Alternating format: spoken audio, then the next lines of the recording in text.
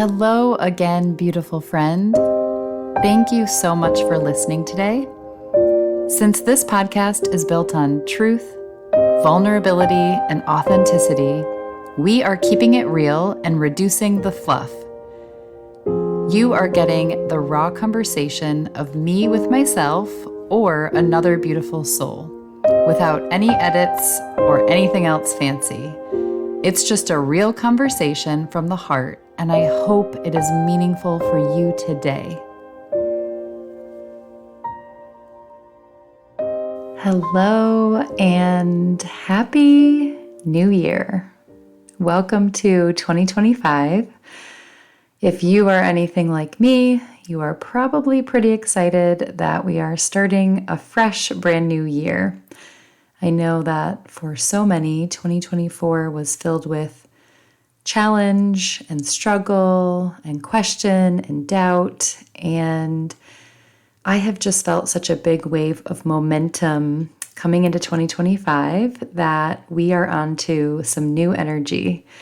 We are on to a wave of potential, opportunity, excitement, and I'm just really excited for what is coming in 2025. And I just feel big things. I think I shared this on social media last fall. I just keep seeing big things, big moves, bold action. And I love a new year because it drives opportunity to rethink things. And I've been doing that myself.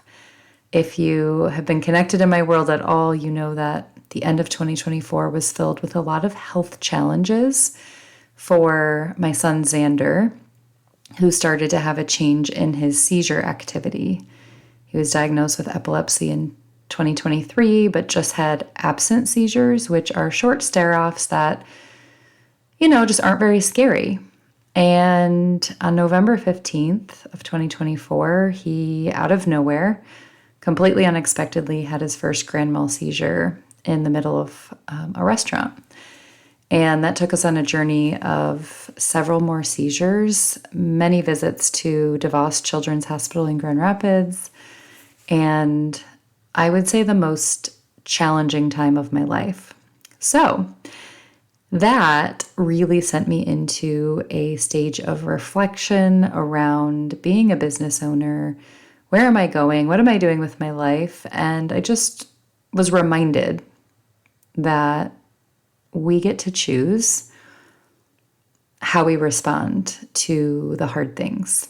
And so I've decided that the more I can be consistent and have a plan, the more that you can trust me to show up. And 2024 was a year of me playing small, of me reacting to my life and what was happening. And there was a lot of different versions of hardship last year. And this year, I am done with that. I am ready to be consistent and be bold and show up for you regularly. So we are on podcast episode 1 of 2025, and I have created a schedule for the entire 52 weeks of the year. And I'm just going to choose a word each week, and we're going to talk about it. And the first week here we're in is going to be the power of choice.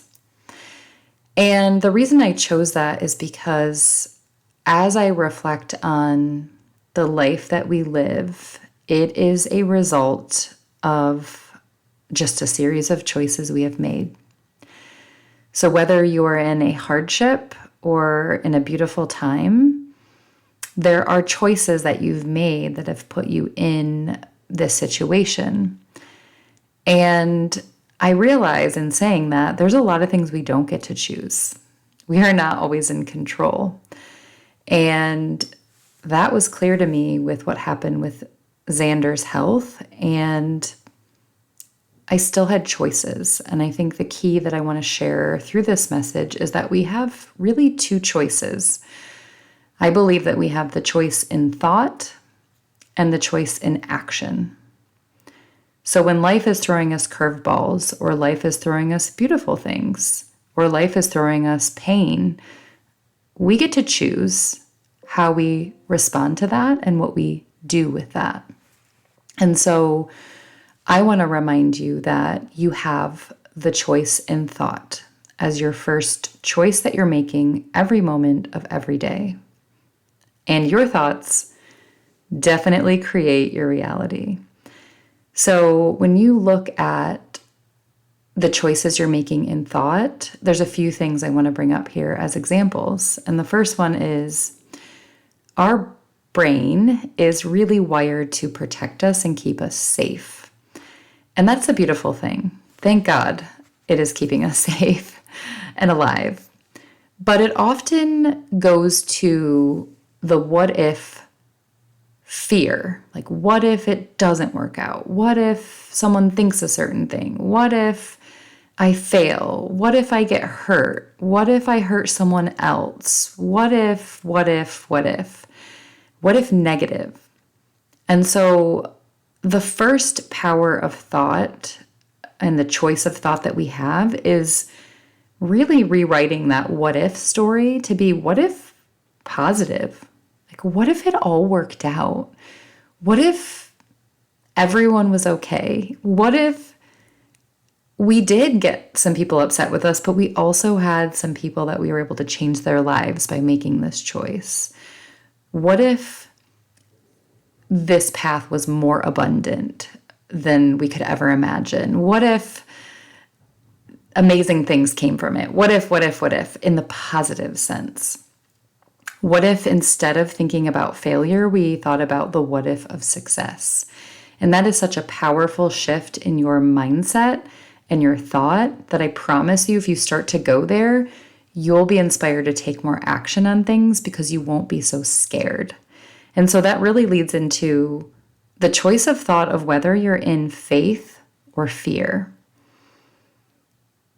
Every decision we make is either out of faith or out of fear. And when we're sitting in faith, we are trusting the process. We are believing it's all going to work out for us.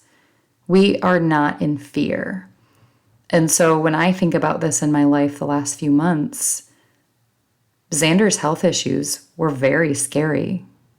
And I definitely had fear, but I also just trusted in faith. And I said, God, I surrender to you to show me the way, to guide the doctors. And I also looked for the beauty in the fearful moments. What am I here to learn? What is this here to teach me? You can always ask this question of like, why me? Why us? And actually, my grandmother said this to my mom when she got brain cancer, and everybody was saying, oh my gosh, why you? You're such a beautiful soul. And she said, why not me? Why not me? Why not Xander? Why not us? Why not us? We're not privileged. We're not, free of all medical challenge just because we're good people. So ask yourself that. What if you just walked into every situation with faith? And that leads me into my third one, which is really, this is happening for me, not to me. We get to choose. We get to look at every situation and say, is this happening for me or to me? And most people who sit in a victim mentality say, woe is me. Oh my God, my life is ending. Oh my God, this is so horrible. I can't breathe. I can't sleep. I can't do this. This is all happening to me. But what if it's happening for me? What if it's here to teach me a lesson? What if it's here to put me on a path that I'm supposed to be on? And this one is a really important example of my burnout story. When I was at the firm and in massive burnout, I was the victim. This is happening to me.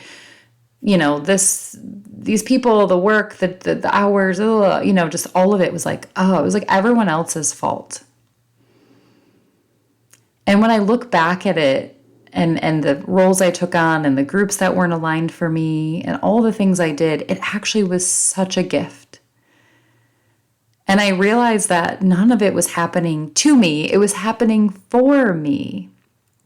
And also, I got to use that as fuel to make a better decision. It had to get so bad that I would finally take action on what I knew to be true. And in the depths of my soul, I think I knew that I wasn't meant to be a partner at Deloitte. That was just not my purpose in life. That was not my mission for being on this planet. And the burnout was actually a choice. I had so many moments where I was like, this doesn't align, this doesn't feel good, this isn't right for me. And my tough show up and do it anyway attitude, everything's figure outable and I can just work harder. And when I get to the next milestone and the next salary, it'll all be worth it. I just kept using more hustle, more performance, more accolades, more money to fill the void of the pain.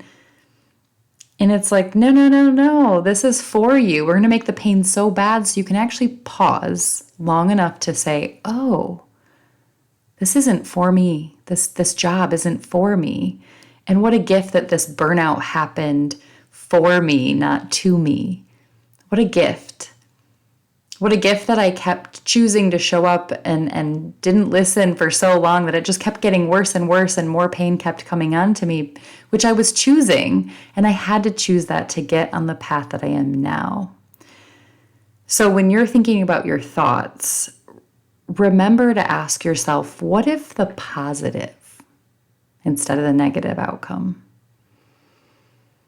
And ask yourself, when you're in those moments of choice, and you say, am I sitting in faith or fear as I make this decision? Am I asking for this promotion, this sale, this next step, this thing out of faith and love? Or am I asking for it out of fear and scarcity?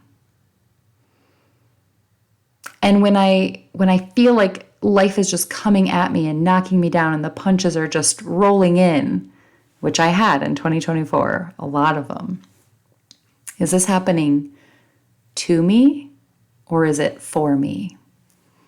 And those choices in thought will empower you to be better, to choose better, and to choose you. Now, the second choice in thought the choice in action. So we get to choose our thoughts. That's what we've talked about. And the other thing I think we really get to choose is our action.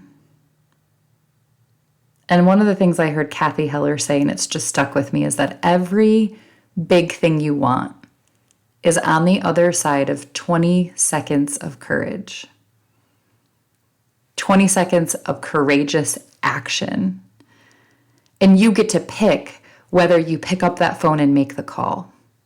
You get to pick whether you have the tough conversation. You get to pick whether you ask for what you need. You get to pick whether you quit that job, whether you ask for the promotion. You get to choose the action that you take. And often it's so much smaller than we think. It's the 20 seconds of something really bold, really hard to do. And then we start the momentum. So I'm going to ask you, as you think about your choice in action in 2025, are you choosing to play small? Or are you going to choose to play big and bold? Because in 2024, I played small. I was putting the brake pedal on. I was hiding. I was letting life happen to me, and I was reacting to that. And so you get to choose whether you get to play small or play big. And are you going to choose to get up early or sleep in? Are you going to choose to ask for the promotion or the thing that you want at work? Or are you going to choose to stay quiet and complain in silence to your spouse at home or to your friends at dinner? Are you going to talk about the hard thing, or are you just going to bury it for another year and let it fester and let it crush your soul by staying quiet? Are you going to choose the healthy path? Are you going to choose to be moving your body, or are you going to choose to be stagnant and sit and watch another Netflix series? Or are you going to choose to get on the treadmill while you watch the Netflix series and do both? Are you going to choose to eat the potato chips or the carrots when you're craving something crunchy? Are you going to choose to set boundaries with the people and the places and the things that drag you down? Or are you going to just keep being a people pleaser and let everyone else run your life? Setting boundaries is one of the most powerful choices we get to make in this lifetime. And you get to choose you. You get to choose what's in alignment for you. You get to choose what feels good to you. So what are you going to choose? And how are you going to choose to respond to the challenges, to the pain, to the difficult situations? Are you going to choose to respond with love, with empathy, with faith? Or are you going to choose to respond with a victim mentality, with anger, with defensiveness, with assumptions about the other people and the things and the reasons this is happening? How are you going to use your words in those moments? How are you going to tell your story? How are you going to ask questions of yourself? Are you going to go journal on why is this happening for me, or why is this happening to me? You get to choose in every moment. And I encourage you to choose everything, your thoughts and your actions, from a place of alignment. And so when you wake up every day in 2025, I want you to just pause and ask yourself,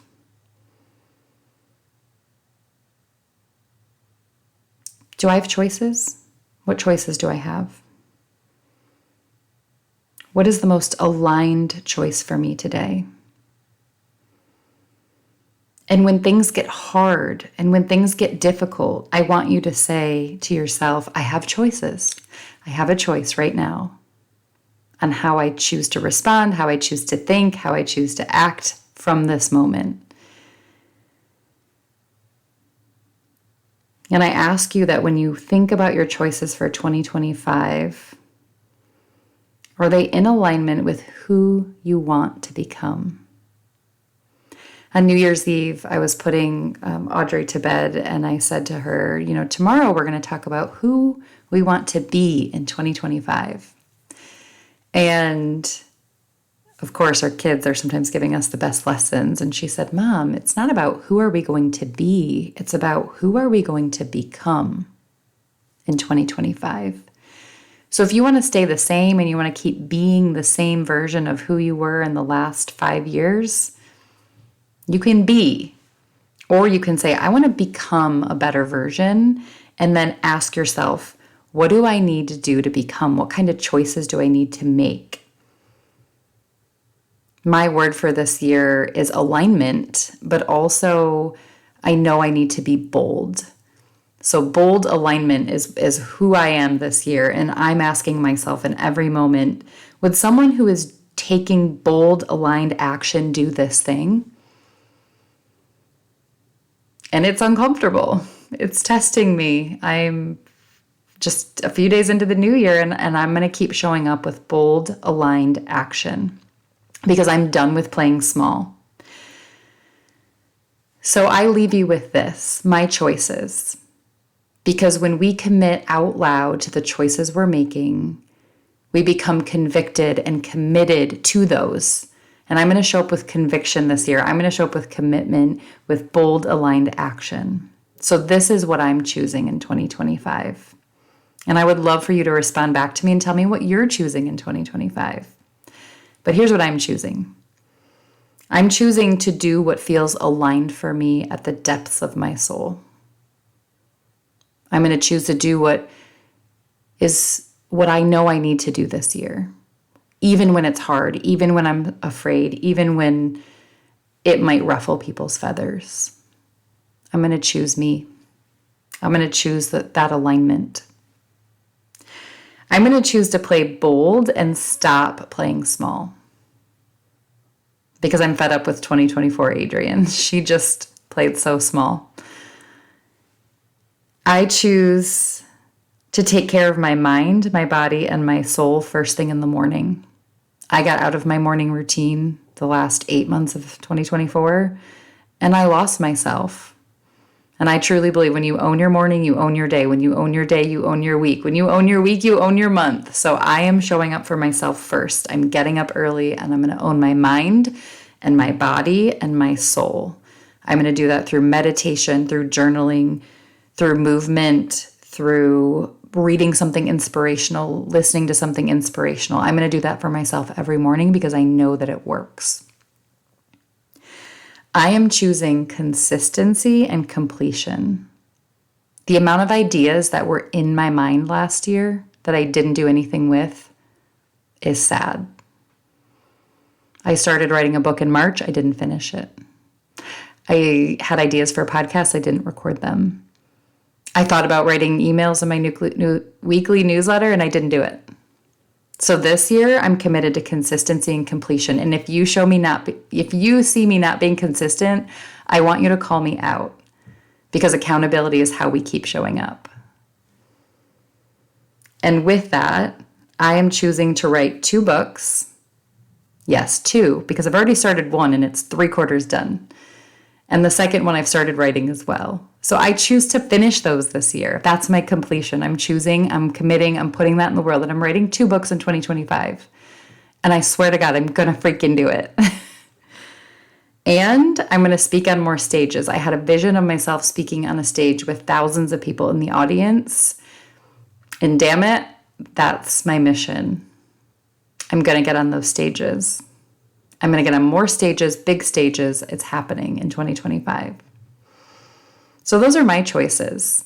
I hope that something in today's message inspired you. I hope that it helped you think about your thoughts or your actions in new ways. And I hope you just remember that in every moment, you have a choice.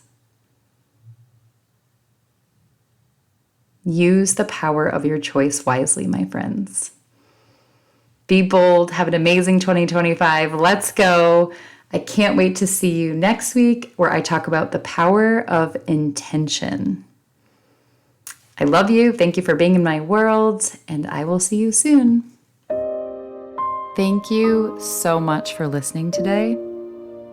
I hope that this gives you permission to show up in the world in your truth, in your authenticity, in your vulnerability. The world really needs to hear that.